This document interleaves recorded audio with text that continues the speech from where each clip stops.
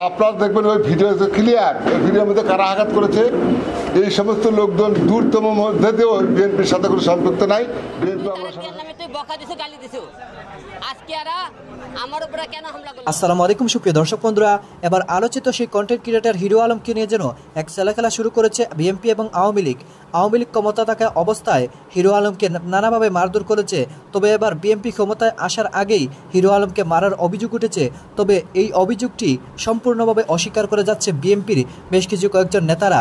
দর্শক বন্ধুরা, অন্যদিকে হিরো আলম একের পর এক অভিযোগ করে যাচ্ছে বিএনপির উপর, তবে শেষ পর্যন্ত এবার বিএনপি যে রিঅ্যাকশন দেখাচ্ছে তাতে বোঝা যাচ্ছে বিএনপির এখানে কোনো জড়িত নয়। তো দর্শক বন্ধুরা, আপনার মাঝে বেশ কিছু গুরুত্বপূর্ণ তথ্য তুলে ধরেছি এবং সেই সাথে বিএনপির পক্ষ থেকে যেই বিষয়গুলো জানানো হয়েছে, চলুন আমরা সেই সকল বিষয়গুলো পরিপূর্ণ জেনে নেই। অবশ্যই পুরো ভিডিও দেখবেন, তাহলে এই সকল বিষয়গুলো পরিপূর্ণ বুঝতে পারবেন। আপনারা দেখবেন ওই ভিডিও ক্লিয়ার, ওই ভিডিওর মধ্যে কারা আঘাত করেছে এই সমস্ত লোকজন দূরতম মধ্যেও বিএনপির সাথে কোনো সম্পৃক্ত নাই, বিএনপি অঙ্গরাজ্যের সাথে সম্পৃক্ত নাই। এই হিরো আলমের এই কথা প্রমাণ করে সে তার রিচ বাড়ানোর জন্যে সাজানো একটা নাটক করে বিএনপি নাম দিয়ে সে করার চেষ্টা করছে। সাংবাদিক সম্মেলনে আমরা ওপেন চ্যালেঞ্জ জানাচ্ছি, হিরো আলমীকে দায়িত্ব হলো যে বিএনপি নেতাকর্মীরা কারা হামলা করে তা চিহ্নিত করা। আমরা অবশ্যই ব্যবস্থা নেব এবং আইনগত ব্যবস্থা নেব। যদি হিরো আলমের এই 24 ঘন্টার মধ্যে না পড়ে তাহলে হিরো আলমকে নিঃশর্ত ক্ষমা চাইতে হবে বিএনপির কাছে। তা যদি না চায় তাহলে ইনশাল্লাহ আমরা হিরো আলমকে আমরা অবশ্যই আইনগত ব্যবস্থা নেব তার বিরুদ্ধে। কারণ বিএনপি এটা সর্ববৃহৎ দল এবং জনপ্রিয় দল, এই দলের সম্মানহানি করার কেউ চেষ্টা করলে আমরা তাদের মধ্যে অবশ্যই আইনগত ব্যবস্থা নিতে বাধ্য হবো। হিরো আলমের উপরে যারা এই ঘটনা ঘটেছে তাদের সেজন্য তীব্র নিন্দা জানাচ্ছি। পাশাপাশি আমাদের বিএনপিকে যে সে দোষারোপ করেছে সেজন্য আমরা তীব্র প্রতিবাদ জানাচ্ছি, নিন্দা জানাচ্ছি। সাংবাদিক একটাই কথা বলে এখানে, সেটা হলো যে সরকারের এমপির বিরুদ্ধে মামলা করতে গেছে। আমার কাছে একটা তথ্য আছে, ওকে মারতে যে সে একজন মানে আইনজীবী সহকারী, মানে মহুরি আর কি, মহুরি। সেই মহুরিকে আমি খোঁজার চেষ্টা করতে আমি খুঁজে বের করতে পারিনি, কারণ মানে অল্প সময়ের ভিতরে পারিনি।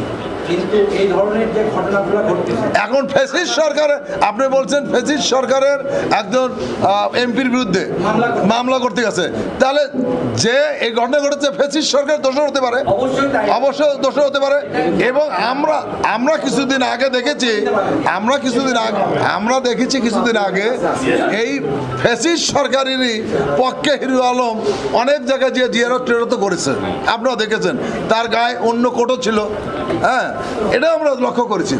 কাজী কোন অবস্থা থেকে কোন সোর্সের জন্য 50 বছরের ওয়ারেন্টি আর বাহারি ডিজাইনের মুস্তফা ইউপিভিসি ডোর, কাটিয়ে দিন নিশ্চিন্তে 50 বছর। Mustafa uPVC door, excellence with durability.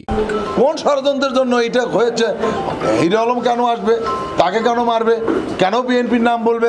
আমার কাছে তো মনে হচ্ছে এটা পুরো একটা পরিকল্পনা, ছক অনুযায়ী কাজ করেছে বিএনপির ভাবমূর্তিকে ক্ষুণ্ণ করার জন্য। সেই জন্য আমরা বলছি, আমরা এর তীব্র প্রতিবাদ জানাচ্ছি। আজকে বিএনপির লোক আমার পর কি হারে মারধর করছে সারা বাংলাদেশ আপনি দেখছেন, আপনারা মিডিয়াতে দেখবেন যে বিএনপি আজকে ক্ষমতা না আসতে আজকে আমাদেরকে এত পাওয়ার মারধর করলো। তো বিএনপি ক্ষমতা থাকলে মানুষ মনে করেন জব করবে দিনটি, আজকে তার প্রমাণ দেখেন।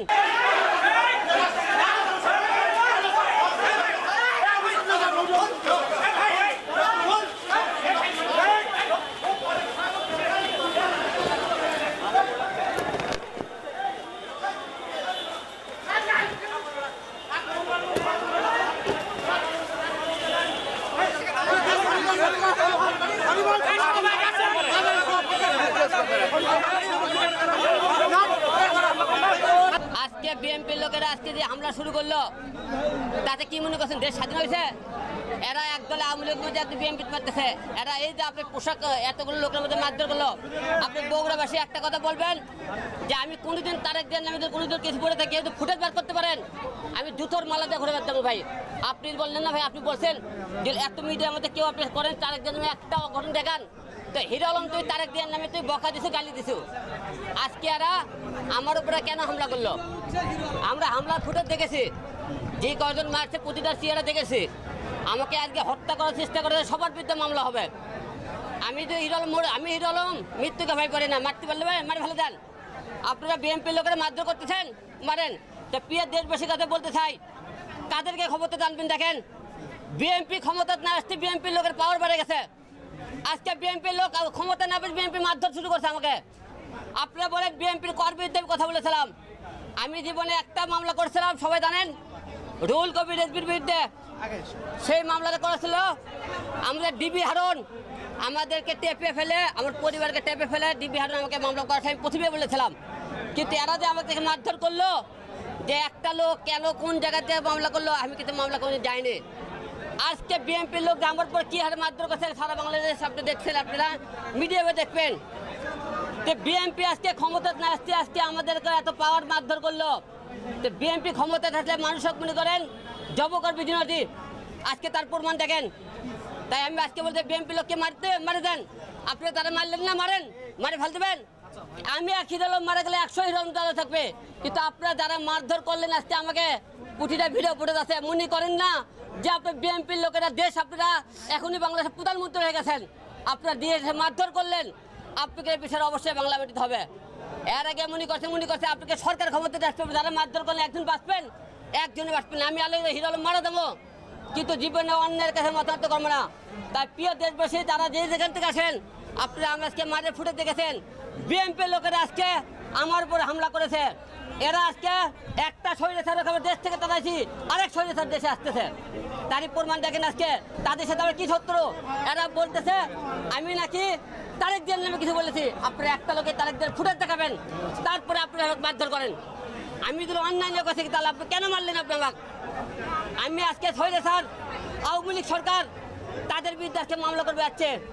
আমি যদি মনে করেন আওয়ামী লীগের লোক হইতাম, তাহলে বিএনপির লোকের কথা বলতাম, তাহলে আমি আজকে ওবায়দুল কাদেরের বিরুদ্ধে মামলা করতে আসছিলাম না।